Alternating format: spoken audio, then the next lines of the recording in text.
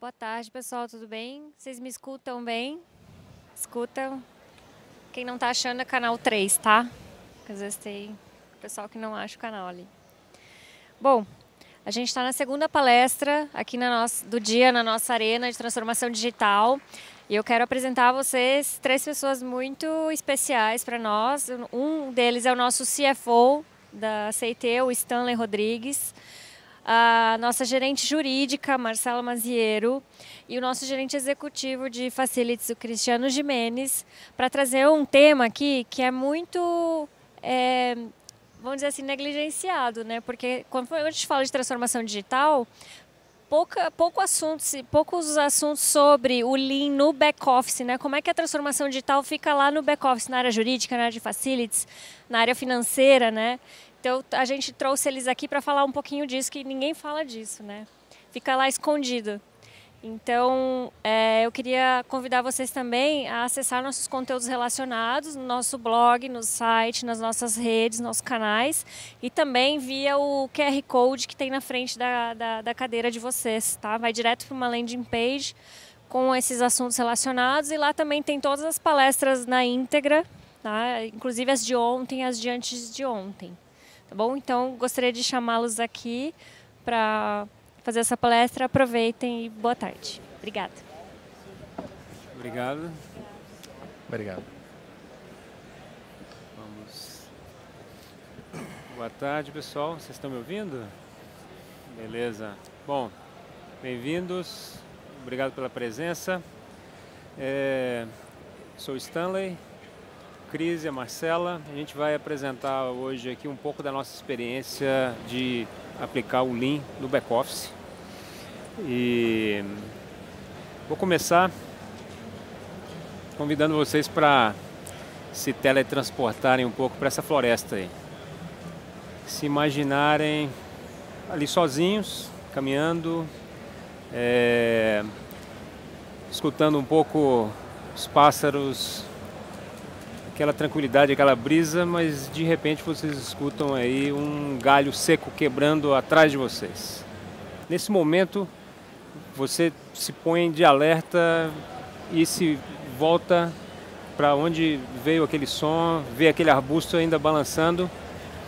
Todo o pensamento que você tinha até então se vai e todo o seu corpo se volta, sua pulsação se prepara para alguma reação, para atacar, para se defender, para correr. Isso aconteceria com qualquer um de nós aqui e garanto que a maioria esmagadora aqui nunca foi treinado, nunca cresceu numa selva para entender que aquele ruído ali era fonte de um perigo iminente.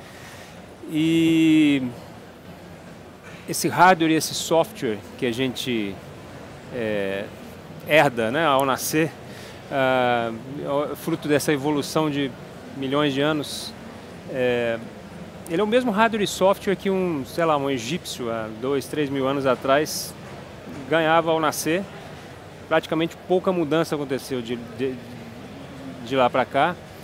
E essa reação que ninguém ensinou para a gente já herda. E um cientista israelense chamado Daniel Kahneman, ele escreveu um livro, Thinking Fast and Slow. O Daniel Kahneman estudou um pouco esse funcionamento do cérebro. E essa reação imediata que a gente tem, impensada, que toma o controle, ele separou o cérebro em dois tipos de processamento. Sistema 1, Sistema 2. O Sistema 1 é o fast, é o rápido. É esse sistema que permite a gente substituir qualquer coisa que a gente esteja fazendo para uma reação igual essa da floresta aqui. E o Sistema 2 é o sistema onde a gente processa as coisas mais complexas, é onde a gente aprende, e ele é lento, ele demanda muita energia. Desde o momento que a gente nasce em direção à nossa vida adulta, nesse primeiro momento a gente passa a maior parte do tempo nesse Sistema 2.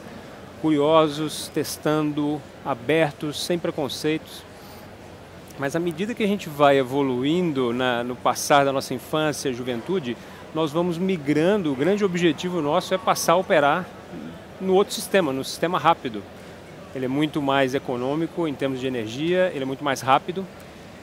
Porém, a gente acaba desenvolvendo uma máquina super eficiente para acessar o nosso passado, ou acessar aquilo que eu já conheço. E ela fica um pouco preguiçosa para adquirir novos conhecimentos. Então, os nossos paradigmas, as nossas crenças, a gente trabalha muito rapidamente com ela. Alguém começa a te contar algum caso, alguma curiosidade, você automaticamente começa a traduzir aquilo com a sua experiência, começa a dar soluções. Não, por que você não fez dessa forma? Você nem, às vezes, espera a pessoa terminar e já está dando opinião. Isso é o System 1, né? O Sistema 1 que a gente, no fundo, foi desenvolvido para chegar lá rapidamente. Só que isso gera um primeiro problema, né? Aquele egípcio lá de 3.000 anos atrás, ele provavelmente o que ele aprendia na infância, na juventude, servia como regra até o fim da vida dele. Nos tempos atuais isso já não funciona, né? Provavelmente um aluno que está terminando uma faculdade hoje, a coisa que ele aprendeu no primeiro ano já não se aplica, 10 anos depois, menos ainda. Então, a gente, com esse hardware e software feito para acessar rapidamente aquele conhecimento já adquirido, ele entra em conflito com essa situação que a gente vive hoje de mudança constante, né? Então, a nossa capacidade de resolução de problemas num mundo onde pouca coisa mudou, ela até funciona com esse hardware e software e muito bem. Porém, resolver problemas num mundo que tem a mudança constante, a gente acabou de perceber que a gente tem um problema com esse hardware e software que a gente herdou. Vamos entender um pouquinho aqui, um pouco essa dinâmica de resolução de problema, né? O primeiro passo na resolução de um problema é você acessar a informação.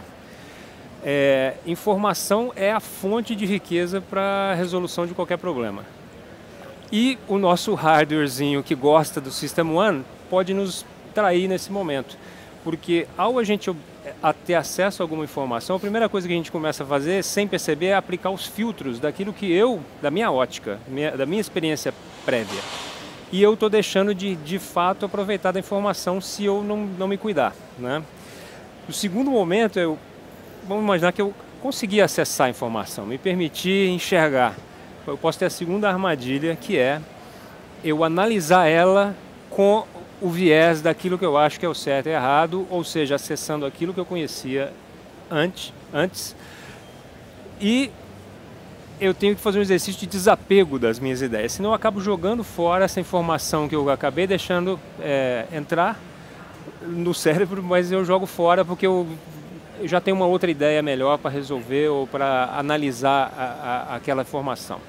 Então eu tenho que me desapegar daquele conhecimento anterior. E aí sim eu passo para a fase de criar algo, de resolver o problema. Então se eu conseguir superar as duas, eu posso agora esbarrar numa outra situação que toda a estrutura hierárquica que a gente acaba vivendo, a situação de comando e controle, né? Os ambientes onde a gente trabalha, a família e a sociedade toda, acaba podendo inibir aquele momento de criação. Não, quem cria aqui é fulano, ciclano, o meu negócio aqui é operar, e o momento de criar acaba desaparecendo se você não tem autonomia, não sente a vontade para fazer aquilo. E ainda assim, você passando a fase de criação, você tem que fazer acontecer. Ou seja, não adianta nada criar, ter ótimas ideias se você não faz acontecer. E nesse contexto nosso, fazer acontecer tem que ser com velocidade. Ninguém vai esperar mais 2 anos entre uma ideia, a concepção de uma ideia, para aparecer o protótipo, a ideia funcionando. Agora, como pano de fundo de tudo isso, se a gente parte para uma solução ou resolver algum problema com uma ideia de vamos melhorar 10%, 15%, outra armadilha, porque 10% e 15% para os nossos cérebros significa acessar o S1 de novo, ou seja, eu vou melhorar esse negócio que eu já conheço, 10%, 15%, eu só vou fazer um pouquinho melhor daquilo que já é o que já está por aí. Nós temos que pensar, melhorar algo 10 vezes mais, Algo em que é tão chocante que leva você, aí sim, a abrir o S2. Opa, é hora desse outro cara aqui passar a pensar que essa é uma tarefa nova. Fazer algo melhorar 10 vezes certamente não é fazer como eu já vinha fazendo. E o tal do back-office, né? Onde é que a gente encaixa o back-office nisso tudo aqui, né?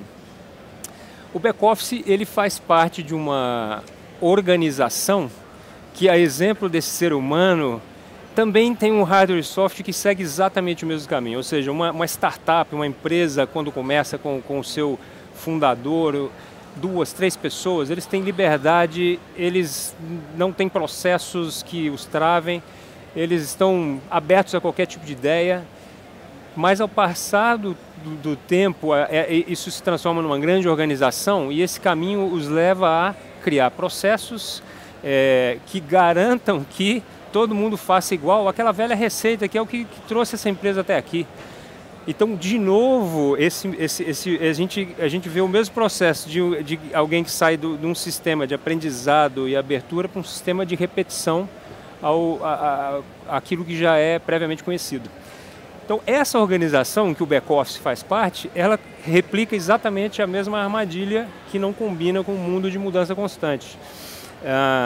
E a gente ainda tem mais um agravante, porque o back-office, geralmente, ele é o guardião da régua de risco da empresa.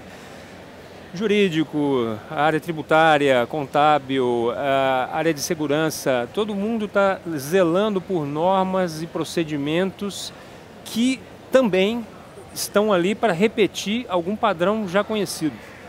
Então, o back-office ele está num nicho onde, por todos os lados, ele está cercado por algo que o leva a ter uma grande barreira para resolver problemas num contexto de mudança constante. Tá? Como a gente vai resolver problemas no mundo de constante mudança com esse contexto todo, hardware e software do ser humano, o contexto da empresa e a régua de risco que a gente tem que tomar conta. Então, a boa notícia é que a resposta disso está nas próprias pessoas. E na CIT, a nossa experiência nos levou a cruzar com Lean e com Agile. Essas duas filosofias, metodologias de gestão, aqui a gente encontrou respostas para lidar com esse dilema. Para entender um pouco de Lean e Agile, são metodologias ou filosofias que a gente precisa de estudar e entender, mas eu vou trazer aqui alguns pontos relevantes. Falar um pouco do Lean. Lean, eu destaquei 4 princípios do Lean, que é lidar com erro. Erro é informação para o Lean, é a fonte de riqueza. Quando eu me permito analisar e me relacionar com os erros de forma rápida, eu acesso uma fonte rica de informação. Eliminar desperdício, tempos de espera, essa coisa das organizações se organizarem por nichos, né? O departamento fulano, ciclano, esses pontos de espera, quando a gente circula um processo, isso é desperdício para o Lean. O Lean demanda que tenhamos times e pessoas na ponta com autonomia. A autonomia não pode ser só o CEO, só o top level. Na ponta você tem que dar de fato a autonomia. E o Agile, enquanto o Lean surgiu lá na Toyota, uma pegada mais industrial, o Agile já veio, talvez até se inspirando no próprio Lean, já é do Silicon Valley, já veio do mundo do software. O que o Agile traz? Ele traz que as entregas que um time faz tem que ser em ciclos rápidos, entregas menores e funcionais, ciclos curtos e com entregas menores, mas que sejam funcionais, e formada por times também pequenos, mas multidisciplinares, ou seja, pegando a questão do software, times que tem não mais que 10 pessoas, você tem ali o desenvolvedor do software, o arquiteto, o designer da funcionalidade, você tem o tester, né? para citar algumas. Você tem hoje também engenheiro de dados. Então, você pega dois no máximo de cada habilidade dessa e coloca num único time com autonomia. Esses caras tomam as decisões ali mesmo. Eles não fazem parte de uma estrutura maior que tem que pedir para alguém autorização. Então, essa combinação aqui, ela dá o pano de fundo, dá um exemplo um pouco para onde vai essas duas filosofias de gestão, vamos dizer. E a ideia agora é a gente apresentar um pouquinho de ferramentas que essas metodologias nos trazem. Tá? A gente vai comentar algumas. E eu começo apresentando aqui, falando um pouco do A3. A3 vem do Lean. O nome A3 ele tem a ver exatamente com a folha de papel tamanho A3, que é 2 A4 lado a lado. Né? E por que chama A3? Né? A metodologia do A3 ela pede que você separe a análise de problemas da solução que você vai dar para ela. E aqui a gente coloca uma primeira luz em cima daquele nosso dilema de como eu vou resolver a questão do ser humano pular para a solução imediatamente no cérebro, ele acessar rápido aquilo que ele já conhece. O A3 ajuda a endereçar essa questão. Então é a primeira ferramenta que vai ajudar a gente a não cair nessas armadilhas, que nós fomos desenhados para essas armadilhas. Né? Lado esquerdo desse quadro aí, o lado esquerdo é o lado da resolução. E a gente tem 3 etapas aí. A gente vai, esse time, e aí de novo, a gente encontra a questão de multidisciplinar aqui. Um time, para passar por uma sessão A3, ele vai ter que ter um representante de cada área do processo ou da questão que você está falando. Então eu vou ter na sala ali um cara do jurídico, um cara da produção, um cara de vendas, um cara de marketing. E essa diversidade aqui é fundamental para um processo desse rodar bem. Você vai ter um mediador também conduzindo as pessoas. Para quê? Para que elas de fato fiquem numa primeira etapa só olhando o problema, esse lado esquerdo aqui. Elas vão dissecar o problema, analisar os erros, as fontes de problema que a gente tem, analisar aonde nós queremos ir, para onde a gente está indo, e só depois analisar os gaps, né? Só depois de a gente esgotar essa análise aqui e aproveitar as experiências de todos na sala e o brainstorming que vai surgir ali, somente do lado do problema, aí sim a gente passa para o lado direito e a gente vai criar. Ufa, agora chegamos no lado direito. Só que com a diferença que a gente está agora com muita informação que cada um individualmente não teria. A gente vai ter as dores das multidisciplinas ali na mesa, todas reunidas. E assim a gente vai ter muito mais capacidade de apresentar contramedida mais adequada para o nosso problema. E ato seguinte a gente desenha um plano para resolver, endereçar e executar tudo que foi elaborado ali. Então, o A3, ele é a primeira luz que a gente joga em cima do nosso dilema aqui. A gente tem outras ferramentas, eu vou pedir para o Chris vir passar um pouco da experiência dele aqui. Obrigado, Stanley. Pessoal, eu vou trazer um exemplo prático também de transformação Lean no back-office em um time de compras e junto com ele uma ferramenta também muito poderosa, tá? Para isso eu vou voltar um pouquinho lá para o nosso kickoff de 2017, kickoff das áreas de apoio, kickoff do back-office, onde chamamos um executivo da área de negócios, um executivo de produção, para falar um pouquinho sobre o nosso negócio e sobre como os times da CIT estavam caminhando, o que eles estavam fazendo e etc. A CIT, nessa época, já vinha há anos trabalhando com a transformação Lean na área de negócio, na área produtiva, e ele trouxe exemplos de Gemba, o que é o Gemba? É quando a pessoa vai até o local onde acontece realmente a coisa toda, né? Então, a gente traz muito cliente para dentro da CIT para ir aos Gembas dos projetos do nosso negócio, para ver como é que a gente desenvolve, como é que a gente trabalha com os clientes e etc. E como é que é esse Lean Digital dentro da CIT. E ele nos fez uma provocação, perguntando se ele poderia trazer um desses clientes para dentro da nossa cozinha, para dentro de casa, para ver, por exemplo, como é que a gente fazia compras no nosso back-office. Essa provocação machucou, né? Ela pegou fundo lá e a liderança de compras, e eu particularmente peguei isso como um desafio pessoal, como uma missão, trazer essa transformação Lean para dentro do back-office, para dentro inicialmente do Shared Services. Aí a gente foi para o Gemba também. Então a gente foi ver o que eles estavam fazendo, o que a nossa área dentro da CIT, dentro de casa, estava fazendo lá no negócio, né? Então fomos visitar os Gembas, fomos em vários projetos, entender como eles estavam trabalhando. E em um determinado Gemba, em um determinado projeto que a gente foi, especificamente numa área de sustentação, nós vimos lá muita gestão visual e o pessoal com muito brilho nos olhos, o time todo falando com muito brilho o que estava transformando, o que estava mudando para eles, e TVs espalhadas mostrando um tal de lead time, e o pessoal buscando melhoria nesse lead time, e todo mundo trabalhando bastante empenhado, e um monte de gestão visual. E a gente decidiu ali, pô, a gente tem que usar uma ferramenta, a gente tem que ver qual que é o nosso verdadeiro lead time de compras. A gente sabe realmente quanto tempo que a gente leva para entregar o produto na mão do nosso cliente lá dentro da CIT. Um executivo precisa de um celular. Desde o desejo dele de ter um celular até o celular na mão dele, quanto tempo efetivamente a gente leva, né?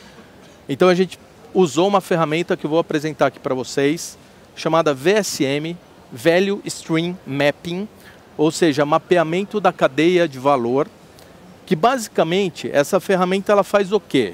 Qual que é o mindset?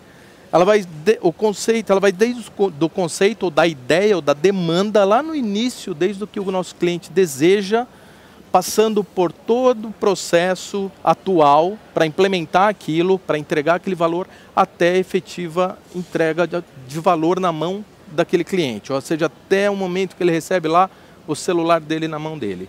Então, o mindset do Value Stream Mapping é mapear essa cadeia de valor, é ver ela de ponta a ponta, como é que ela acontece e nos dar grandes insumos para melhorar aquela cadeia de valor. Isso daí não é nada novo, isso daí vem da manufatura Lean, a manufatura Lean, Toyota e etc., usa-se muito isso, muito no Brasil também, mas um típico VSM de manufatura é aquele quadrinho lá em cima que vocês estão vendo.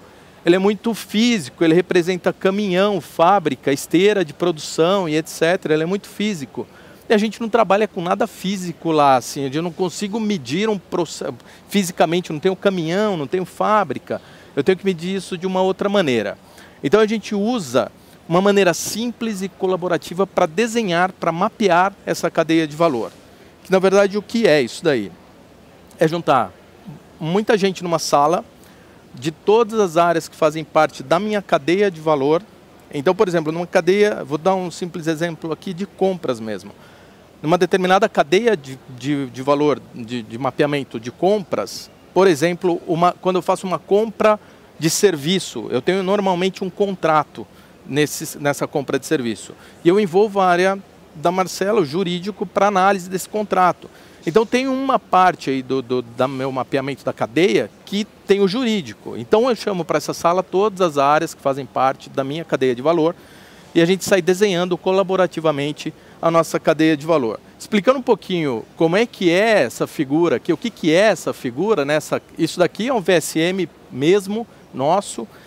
Os post-its, eles são post-its na parede, tá? Que aqui tá bonitinho, eu trouxe para vocês, mas são post-its na parede. Os post-its azuis, eles são ações. Ou seja, é tudo quando alguém está botando a mão para fazer alguma coisa. É qualquer processo sendo executado. Os post-its vermelhos, eles são tempos de espera. Então, entre uma ação e outra, sempre existe um tempo de espera. Sempre a coisa que a gente está analisando, seja a compra de um celular, por exemplo, ele vai passar por tempos de espera. A espera de uma aprovação, a espera de entrega, etc., entre as ações. Os post-its pequenininhos em cima, eles são quantidades de coisas que eu estou comprando em cada etapa, que estão parados em cada etapa.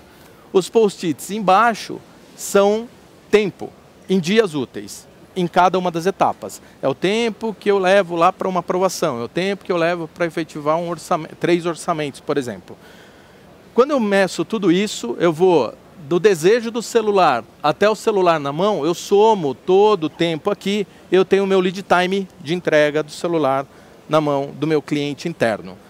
E quando a gente faz isso, chama muita atenção, porque tem muita gente na sala e o pessoal tem um uau, não sabia que levava tanto tempo assim, mas todo mundo participou desse mapeamento e está vendo que aquilo é de verdade, que acontece mesmo, né? E que agora eu entendo porque que compras leva 56 dias para me entregar um celular, que eu posso comprar num site e vai chegar em uma semana, né? Então, por quê? Porque tem um monte de processos dentro de uma burocracia de uma empresa que atrapalha essa entrega, essa velocidade.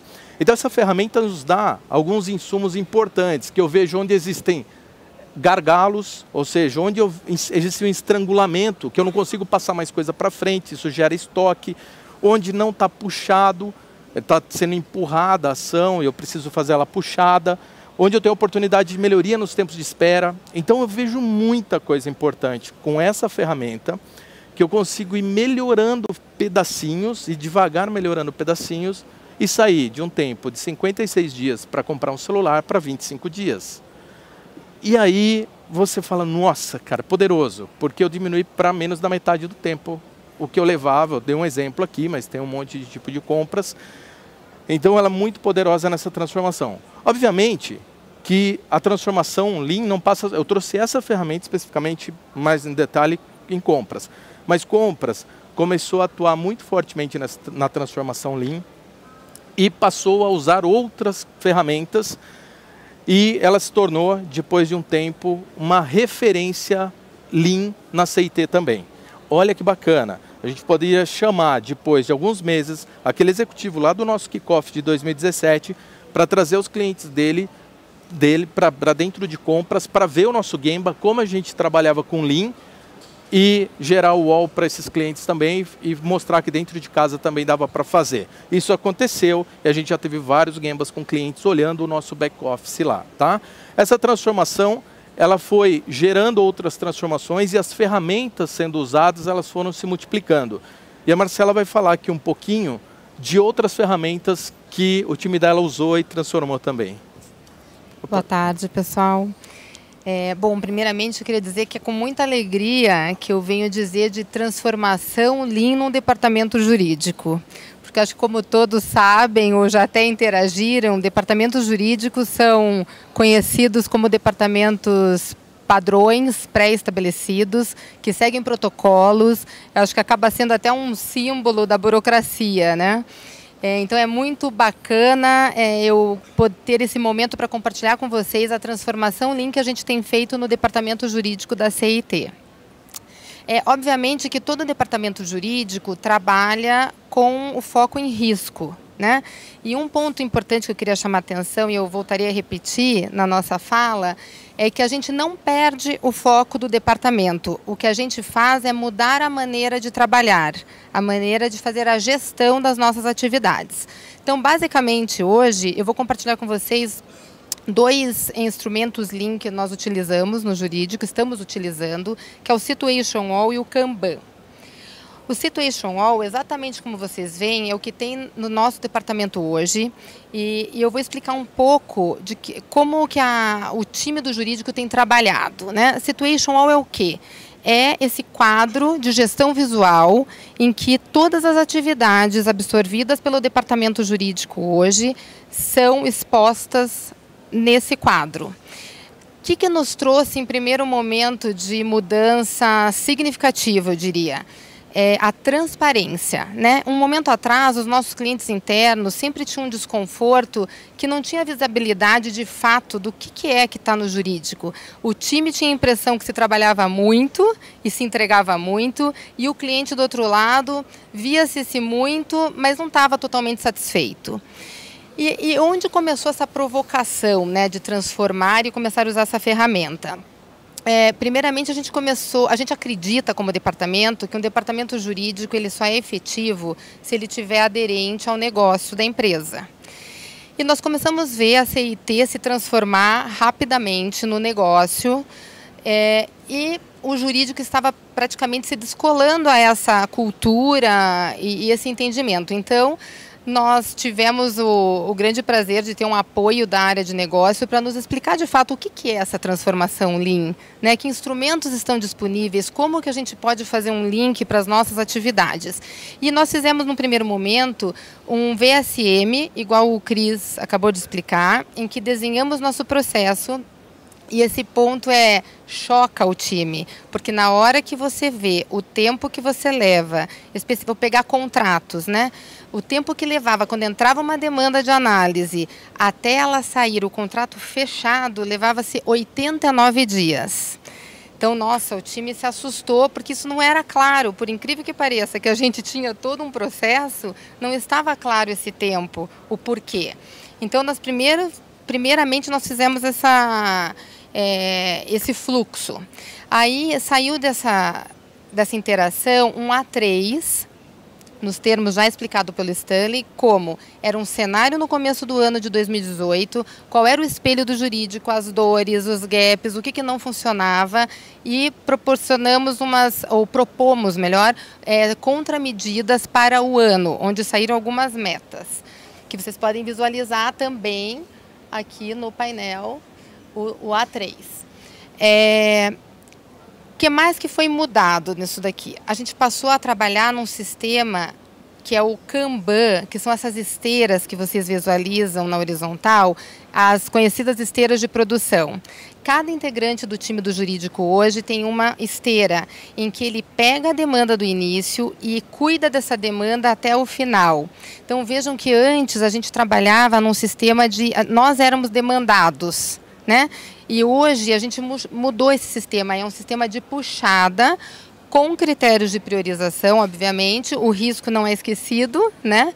Mas é o advogado que puxa, o integrante do time que puxa essa demanda, ele passa a se sentir dono dessa demanda e não mais parte. Ele é dono do time, ele é dono desse departamento, dono da entrega. Essa é uma segunda mudança muito interessante e como consequência dessa mudança, eu diria mais um ponto, é a motivação desse time. Né? Um time que se sente dono, que tem autonomia, ele é muito mais motivado às entregas, né? E, consequentemente, você tem uma entrega melhor. Bom, diante dessa forma de trabalhar, nós estamos trabalhando dessa forma este ano e disso saíram alguns indicadores, novos indicadores, para sermos mais objetivos, né? O que está sendo efetiva essa forma de trabalho e o que precisa ser melhorado. E nada adiantaria tudo isso se não tivesse um aprendizado. Então, hoje nós temos reuniões diárias, semanais e mensais com o departamento, sendo que as mensais a gente envolve também diretoria, onde nós mostramos os lessons learned, o que deu certo e o que não deu certo. Então, o que deu certo para continuar se aplicando dentro do processo, o que não deu certo é a oportunidade de analisar por que não deu certo e o que a gente pode melhorar. Então, vejam que a gente entra num ciclo de oportunidade de aplicação de melhoria contínua. Vai ser explicado daqui a pouco mais profundamente, mas é um outro princípio Lean. Resultado disso, né? Como é que a gente mede se está indo pelo trilho certo? Primeiro, hoje a gente tem um prazer de falar isso, que nós somos também uma referência no back-office e clientes da CIT que tiveram oportunidade de conhecer o jurídico voltam com outros times para fazer essa Gemba, entender de perto como funciona a nossa gestão e as atividades, como são feitas. E eu acho que o grande termômetro aí é a pesquisa de satisfação do cliente, né? Que a gente saiu lá atrás com o cliente insatisfeito e agora a última pesquisa feita esse ano, a gente teve um NPS 80, o que demonstra que melhorou-se visibilidade, mais transparência, entendemos melhor essa expectativa do cliente, temos um time com autonomia, né, dono da área. Então, assim, realmente nós tivemos um resultado bem satisfatório. E aqui é uma foto para mostrar para vocês que nossas reuniões hoje são, de fato, como vocês estão vendo, em frente a esse Situation All. Então, o cliente que entra de manhã no jurídico, ele vai ter um espelho, uma foto desse quadro de gestão. Se ele voltar à tarde, ele consegue ver nitidamente o que foi trabalhado. Ele entra lá, ele vê rapidamente a demanda. Então, assim, eu compartilho com vocês que tem sido uma experiência muito gratificante, como pessoal e como time, né? E fica aqui o convite para quem quiser conhecer de perto, que aqui, lógico que eu estou fazendo um resumo desses pontos, mas será um prazer recebê-los no jurídico da CIT. Eu vou passar novamente para o Cris falar de outros instrumentos Lean. Obrigado, Marcela. Dá um outro exemplo agora de transformação Lean para vocês, em back-office, no Facilities. Especificamente em infraestrutura. Não sei se alguém aqui trabalha na parte de infraestrutura, expansão e etc., mas normalmente quando você vai fazer uma grande expansão, se o seu imóvel não é próprio, se você está alugando o imóvel, normalmente existe uma negociação bastante suada de um período de carência, um período que você não paga aluguel, que vai te compensar um pouco todo o investimento em benfeitorias que você está fazendo no imóvel de terceiro. Isso é comum. Isso usa-se muito e a CIT, também pelo porte, a gente costuma fazer esse tipo de negociação quando vai fazer uma grande expansão. No caso, quando você tem o processo de negociação e assinatura de contrato, normalmente seu período de carência começa a contar. Então você tem que correr contra o tempo para fazer logo o projeto daquele espaço todo que você acabou de locar, construir dentro daquele espaço e começar a operar lá dentro, para que você consiga efetivamente aproveitar esse tempo de carência que você não está pagando aluguel, reverter isso em dinheiro, ou seja, o retorno do investimento que você fez lá. E é normal também as empresas demorarem um tempo longo para fazer isso, não é um processo fácil. No caso, a gente tinha um desafio de desenvolver ou de criar a sede da CIT lá em Campinas, num espaço de 5 mil metros quadrados, que a gente tinha acabado de locar, correndo o período de carência, etc. E um espaço que tinha uma série de requisitos críticos, como, por exemplo, colocar 500 postos de trabalho nessa sede, ter espaço de descontração, academia, lanchonete, além de tirar a pressão por sala de reunião, ter espaços de criação, ser um ambiente muito criativo lá dentro. Então, existia uma série de requisitos e a gente precisava correr contra o tempo.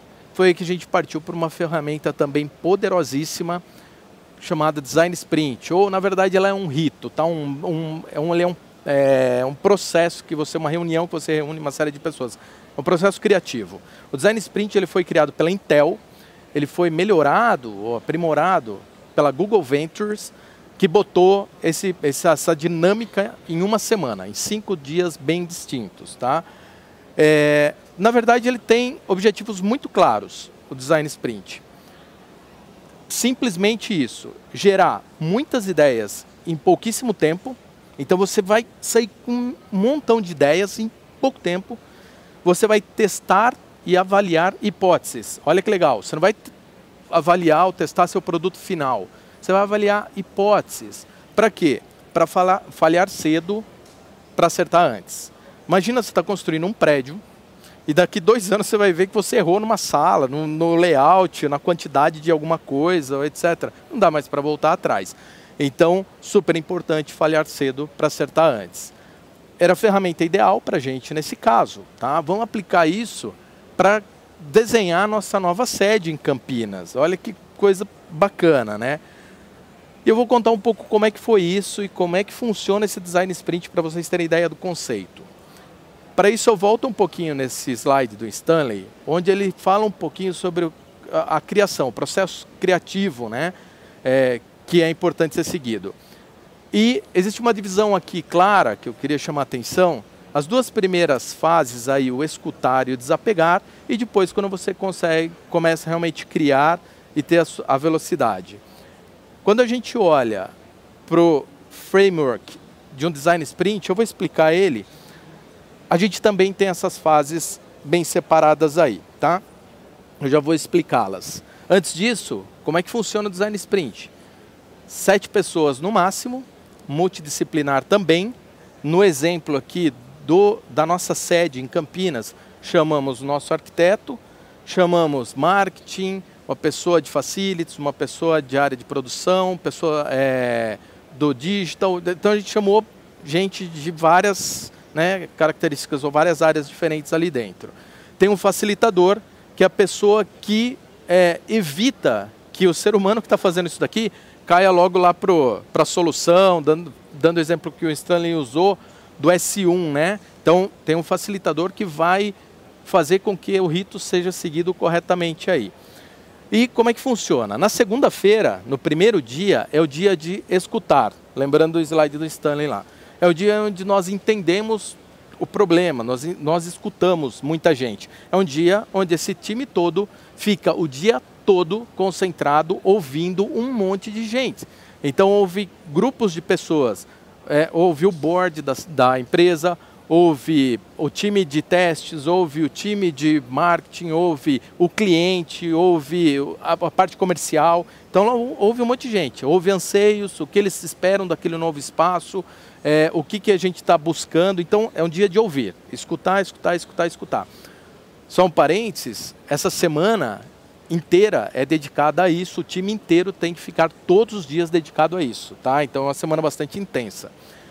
Na terça-feira é a hora de desapegar, ou seja, a gente diverge, busca ideias, viaja, pesquisa, vai fazer benchmark, vai a campo, visita outras empresas, vai ver o que a gente gostaria que tivesse lá dentro de verdade. Então é o dia que todo o time está divergindo, ou seja, abrindo a cabeça para milhares de ideias, desapegando do que ela tem aqui no S1, que pode nos servir para o que a gente quer.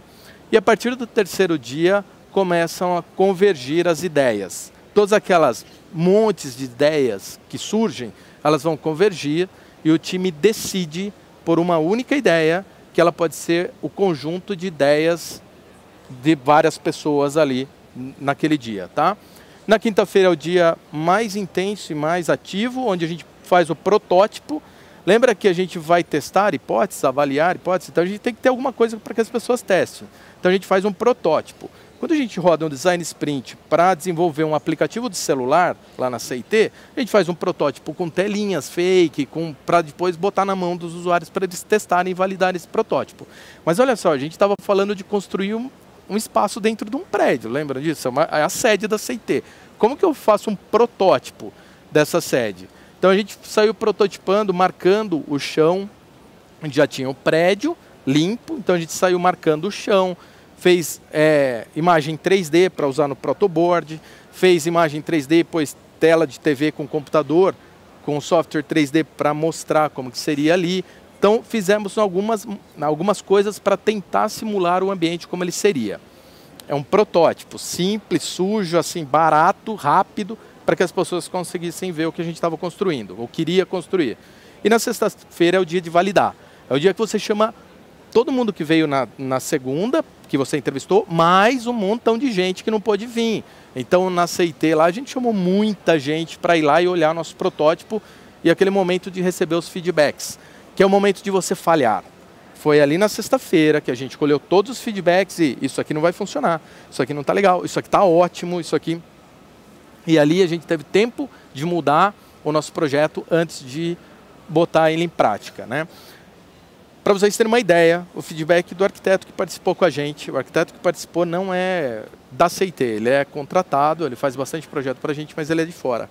O feedback dele foi assim: eu jamais poderia imaginar que em 5 dias sairíamos do zero para um desenho de 5.000 metros quadrados, cumprindo todos os requisitos necessários, atendendo a necessidade de todas as 2.000 pessoas da CIT. Então, assim, é impressionante o poder da ferramenta.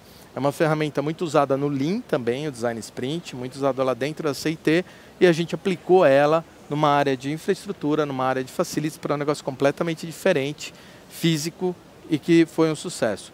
Eu vou passar algumas fotos para vocês terem uma ideia aqui. Vamos?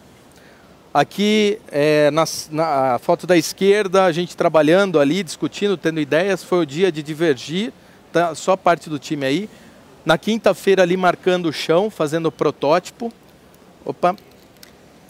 Aqui, validando o protótipo. Do lado esquerdo, um colega nosso mostrando a área ali dentro de uma área marcada no chão e um executivo ali com o protoboard olhando como que seria aquela área em 3D. Ele está olhando uma imagem de como seria aquela sala de criação de verdade. Do lado direito, nosso CEO aí, o César, de camisa preta, e outros executivos olhando um 3D numa TV, tudo isso acontecendo no mesmo dia, eles olhando o que seria nesse espaço quando estivesse pronto. Aqui uma típica sala de design sprint, com muito post-it espalhado, muita ideia nas paredes, muita discussão de pé dos times. Esse foi um design sprint que a gente fez em julho, lá em São Francisco, para a construção da nossa sede lá em São Francisco. Tá? E aqui é uma foto da nossa sede em Campinas, o Prisma, que a gente tem bastante orgulho, que são os 5.000 metros quadrados que eu estava falando para vocês. Estão convidadíssimos a ir nos visitar, quem quiser. A gente tem muito orgulho do que a gente construiu e ele é um sucesso. Até agora a gente não pensou em mudar nada do que a gente fez lá em 2016, quando a gente fez esse design sprint. Então, realmente funciona a ferramenta. Tá joia? Stanley agora vai falar uma outra. Bom, talvez você já tenha cruzado com esse termo PDCA antes, né? Qual que é a graça do PDCA nesse contexto todo de ferramental, né? PDCA, Plan, Do, Check and Act. Né? O que está por trás do PDCA é uma mensagem, a melhoria contínua.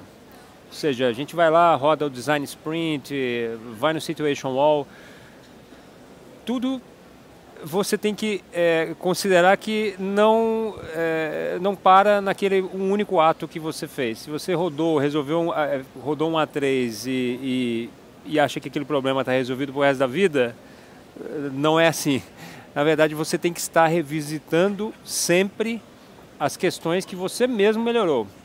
Então, Plan e Do, vamos pegar o exemplo, você rodou uma sessão de A3, resolveu um problema, você está ali dentro do Plan. E botou para rodar, implementou aquelas melhorias. Ato seguinte, monitorar. Aí no Check, você tem que criar métricas e monitorar nos instrumentos que sejam. Pode ser no Situation Wall, naqueles ritos diários. Existem muitas métricas que são monitoradas online. O nosso marketing mesmo, ele monitora diariamente todas as atividades que acontecem com o nome da CIT. Esse uso das métricas e do monitoramento dele, ele é a chave do ciclo girar, do ciclo da melhoria girar. Você tem que estar inconformado de forma constante, monitorando, olhando, observando. Uma outra característica que acontece nesse check, essa cultura de autonomia, quem está na ponta tem que ter autonomia e sentir muita vontade de levantar a mão quando acontecem erros. O erro, de novo, é fonte, é um diamante, né? E você não pode ter uma cultura onde o erro ele é escondido, né? Ao contrário, o erro tem que aparecer rápido. E no ACT, apareceu um erro, você tem que agir, você tem que atuar imediatamente. Você chama aquela turma de novo, vamos discutir, está na hora de rodar de novo um A3, está na hora de fazer um novo design sprint. Então, essa máquina tem que girar, a melhoria tem que ser constante. E você mesmo tem que se auto-capacitar na sua organização para que esse ciclo gire, né? Você não tem que esperar o seu concorrente criar e gerar uma nova situação a qual você se vê aí sim, já sem tempo de reagir. Você tem que sozinho correr atrás dessa melhoria. Então, a graça do PDCA é a melhoria constante. Então, de novo aqui a gente vê que e aí tem vários processos para você, tem ritos, né? A Marcela citou, o Situation Wall, todos os times onde você rodar dentro da CIT, se vocês fizerem uma visita lá na CIT, vocês vão rodar, todos os times têm seu Situation Wall. As paredes da CIT não estão feitas para pendurar quadro nem para decorar. Todas as paredes fazem parte do escritório, funcionalmente falando. E esses times, de verdade, na hora de manhã tem 15 minutos, 20 minutos, todos os dias, onde a turma se reúne em pé ali no Situation Hall. Alguns têm telas com sistemas trazendo informação e eles tomam decisões ali que não deixam as coisas se acumularem, né? E tem aprendizado. Então, o check, ele é também o momento do aprendizado. Quando você monitora e ouve alguém levantando a mão, opa, pintou um erro aqui, esse é o momento do aprendizado. Na literatura Lean, vocês verão que na fábrica da Toyota existe uma coisa que chama andon. É um funcionário de qualquer linha de produção, se ele perceber que passou um erro, passou um carro com uma porta torta, o que seja, ele para a produção. Ele mete a mão no botão lá e para literalmente a linha de produção para todo mundo. E no primeiro momento isso parece a coisa mais absurda, né? E o custo disso? Os japoneses já perceberam que sai muito mais caro eu deixar passar e produzir uma série de coisas para fazer recall depois, sai muito mais caro do que eu parar a produção e resolver na hora o que está acontecendo. Então, essa autonomia, você ter essa autonomia na ponta, ela é fundamental, porque ela é que permite, e esse ambiente de falar de erros, ela é que permite a informação surgir rápido para você agir rápido. E aí o ciclo gira. Tudo o que não funciona numa cultura de comando e controle típica do século XX, né?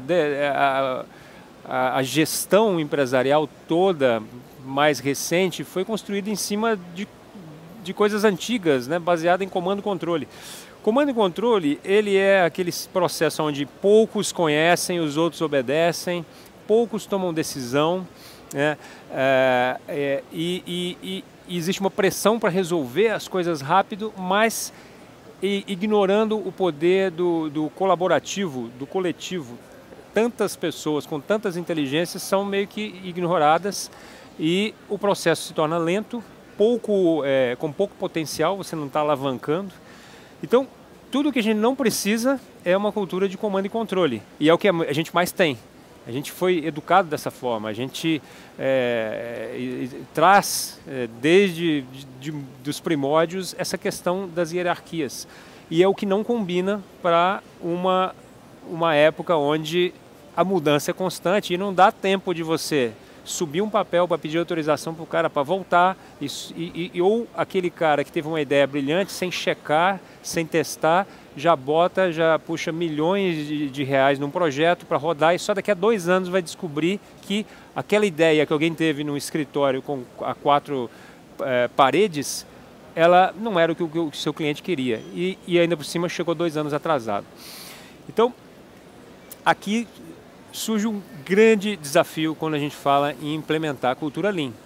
A gente vai esbarrar nessa cultura de comando e controle, né?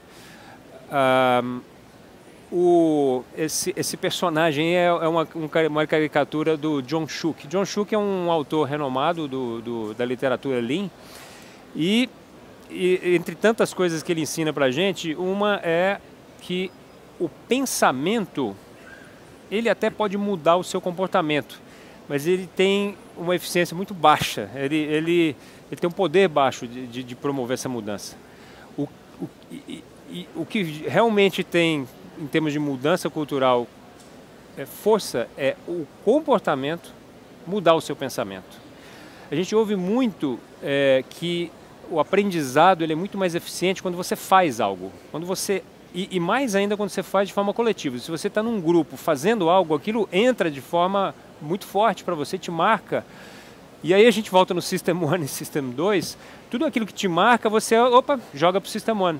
E quando você joga para o System 1, você criou um hábito. Cultura nada mais é que hábito.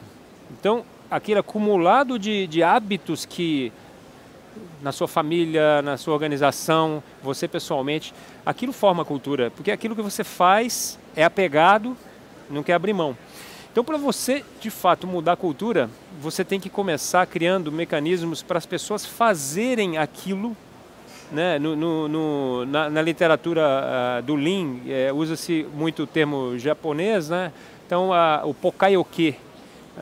O Pokaioke significa você criar formas com que a pessoa faça daquele jeito E ao fazer, ela aprende, você nem precisa ir lá ensinar e a pessoa ficar pensando e no dia fazer do jeito que ela sempre fez. Não, você já ensina ela a fazer, porque no outro dia ela absorve, traz aquilo para ela e ela não quer mais fazer de outra forma.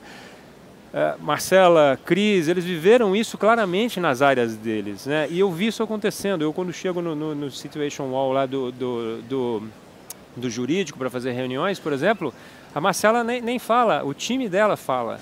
E o empoderamento deles, o brilho nos olhos, e aquilo começou faz pouco tempo, ou seja, menos de um ano, esse time partiu de não falar nada de Lean para virar exemplo dentro da empresa, né? Time de compras, controladoria, um time que roda processos numa pegada agile. Então, quando o time toma para ele, fazendo, aí você não tem mais fim. O time sozinho avança dentro dessa agenda Lean. Então, eu deixo para vocês o convite de vocês experimentarem. Comecem com alguma ferramenta, deixe o time fazer, deem autonomia para os seus times. E aí vocês vão ver a mágica acontecendo na frente de vocês. E o retorno é certeiro, né?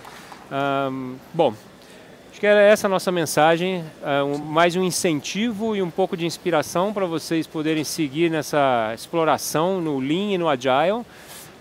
Deixo aqui o convite para vocês, a gente depois da palestra vai estar aqui no nosso ambiente aqui da CT, vocês podem puxar a gente para conversas. É isso. Quer lançar um slide, Stanley? Será um prazer recebê-los. Como a gente não tem muito tempo para perguntas aqui, estaremos disponíveis aqui no lounge da CT.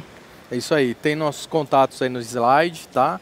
Fiquem à vontade de entrar em contato, tirar dúvidas. Estamos totalmente à disposição aí. Será um prazer recebê-los também lá na CT em Campinas. Quem quiser falar com a gente vai estar ali. Obrigado, gente. Vou tirar uma foto aqui. Obrigado aí por todos.